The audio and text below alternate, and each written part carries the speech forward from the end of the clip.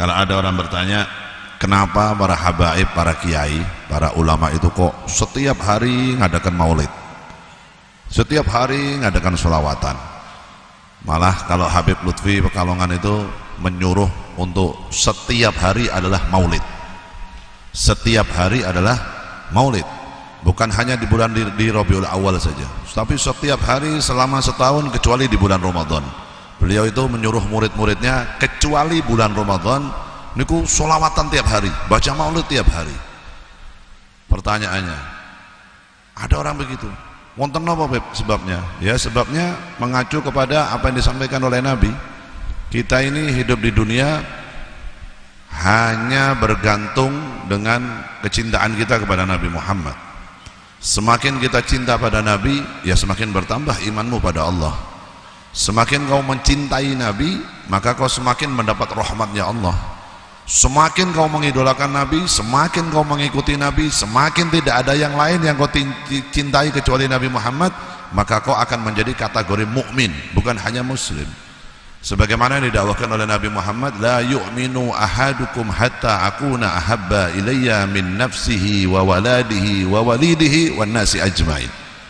Dawai Kanjeng Nabi, la yu'minu ahadukum, tidak akan mencapai level mukmin satu orang itu sebelum kamu bisa mencintai diriku, kata Nabi, melebihi cintamu terhadap dirimu sendiri, terhadap anakmu, terhadap orang tuamu, dan terhadap manusia siapapun di dunia ini. Kalau kau belum bisa mencintai diriku melebihi dirimu, maka kau tidak terkategori mukmin. Tidak bisa sempurna iman kita, masih muslim saja, tapi tidak bisa nyampe level mukmin. Tapi kalau sudah bisa mencintai Nabi, bisa mendahulukan kepentingan Nabi di atas kepentingan pribadi kita, kita bisa berkorban untuk Nabi, kita menghilangkan kesenangan kita. Kalau memang hobi kita adalah yang tidak disukai oleh Nabi, tinggalkan hobi kita. Kalau kita melakukan sesuatu yang kita cintai tapi tidak dicintai oleh Nabi, tinggalkan itu, walaupun kita cinta terhadap sesuatu itu. Kenapa? Karena kita ingin mencapai mukmin yang sejati. Karena kita hanya untuk cari level mukmin.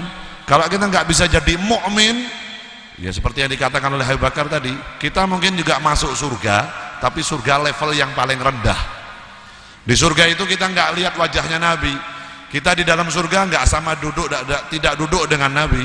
Kita di surga nggak makan sama Nabi. Kita di surga nggak ngobrol sama Nabi. Dikatakan oleh para ulama kita, fi jannatin ma syaqani min wasfiha illa li hubbi fiha khayyama.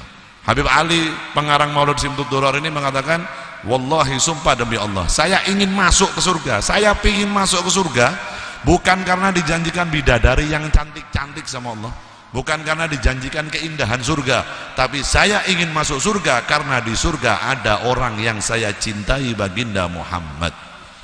Surga itu tidak akan indah kalau nggak ada Nabi. Pemberian secantik apapun, sehebat apapun dari Allah, kalau nggak ada Nabi tetap nggak indah. Karena yang membuat indah adalah baginda Muhammad SAW. Nah, ngeten niku. Niki gunanya kalau ada orang tanya, ya kenapa Az-Zahir kok tiap malam sholawatan ora to mandek blas? Selama setahun, bukan bulan Rabiul Awal ya peringatan Maulid, bulan Rajab peringatan Maulid, bulan Muharram peringatan Maulid, bulan Sya'ban peringatan. Kenapa sih? Karena kita ingin mencapai level mukmin yang sejati yang dikatakan oleh Nabi Muhammad SAW. Lalu ditambah dawuhnya beliau Habib Lutfi kalau mengatakan di mana-mana, orang hidup di dunia itu pasti capek. Kamu mau jadi punya jabatan apapun di dunia capek, nggak ada dunia nggak capek. Kamu mau jadi orang kaya capek, jadi orang miskin capek, jadi pejabat capek, jadi rakyat capek, jadi ustadz capek, jadi murid capek. Kamu jadi bos bingung mikir gajian pegawainya. Anda jadi pegawai bingung cari artinya nyenengke bose piye carane ben ora dipecat kerjanya. Jenengan jadi guru, pagi sebelum muridnya datang gurunya harus datang. Muridnya wis mulih, gurune urung mulih, harus nyiapkan apalagi pelajaran berikutnya. Muridnya juga gitu, pulang ya harus belajar lagi, besok pagi harus belajar lagi. Jadi nggak ada posisi apapun di dunia ini pasti capek. Berarti Habib yo kesel.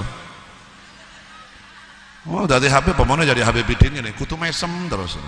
Walaupun mumet, walaupun sumpah harus. Ini terus. Engko nek ora mesem ada Habib galak. Engko aja diundang maneh, ora tau mesem blas gitu. Posisinya apapun di dunia ini. Nah, kalau sudah tahu, jadi apapun posisi kita di dunia ini pasti capek. Bikin capek yang bermanfaat. Bikin capek yang berfaedah. Capek yang mendapatkan pahala, capek yang mendapatkan keridhaan Nabi Muhammad sallallahu alaihi wasallam.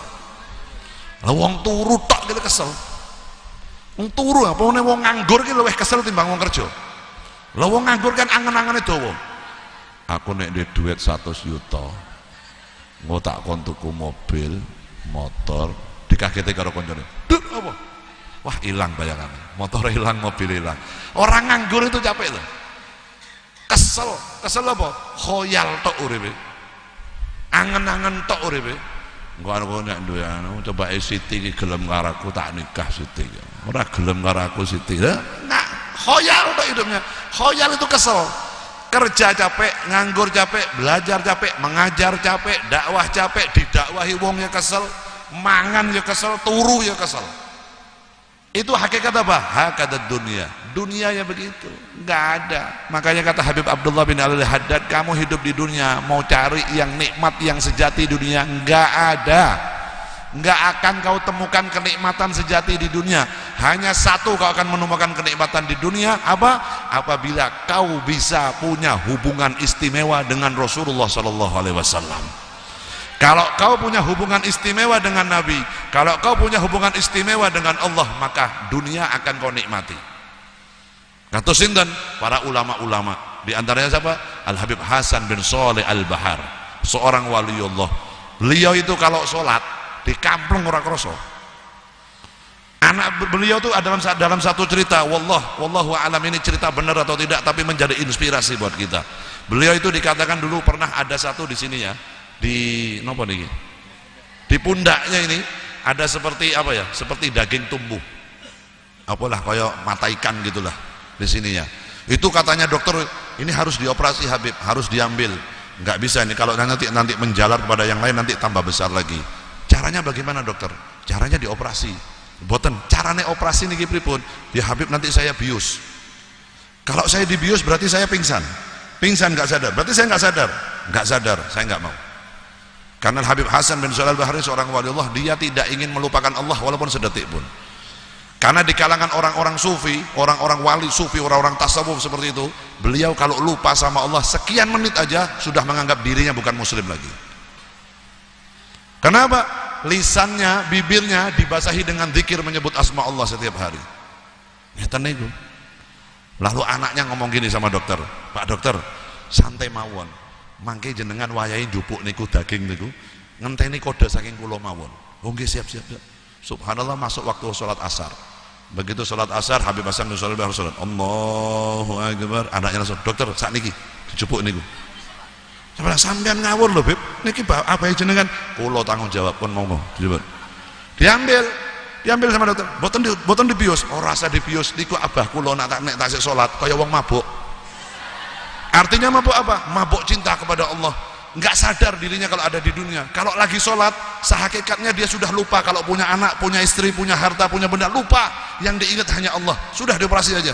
Diambil dagingnya sebentar, dok. Diambil, selesai dipakai Hansaplast itu ditutup lagi pakai perban. Selesai. Subhanallah, begitu selesai. Assalamualaikum warahmatullahi wabarakatuh. Habib Hasan bilang sama anaknya, ya waladi ta'al, anakku meneh. Wonten napa, Bah? Ki nemburi kok gatel napa? Katanya anaknya, boten gatel niku Pak, niku wau jenengan pas sholat diambil sama dokter. Loh kapan? Gak sadar. Malah Habib Hasan, loh kapan aku dijupuk dagingnya? Wau pas jenengan sholat. Loh kok ora kondo? Jenengan kan lagi gak sadar. Artinya apa? Artinya orang-orang seperti itu punya hubungan istimewa dengan Allah, punya hubungan istimewa dengan Nabi Muhammad. Kenapa? Sudah bisa merasakan lezatnya beribadah kepada Allah Subhanahu wa taala. Allahumma sholli wa sallim alaihi. Nah itu, kalau ada orang seperti itu di dunia, maka dunia ini dijadikan ladangnya untuk mencari ridhonya Allah, mencari ridhonya Kanjeng Nabi. Wong model ngeten niku mungkin hidup di dunia sudah dikasihkan gambaran akhirat. niki beb panggonane jenengan teng surga ngeten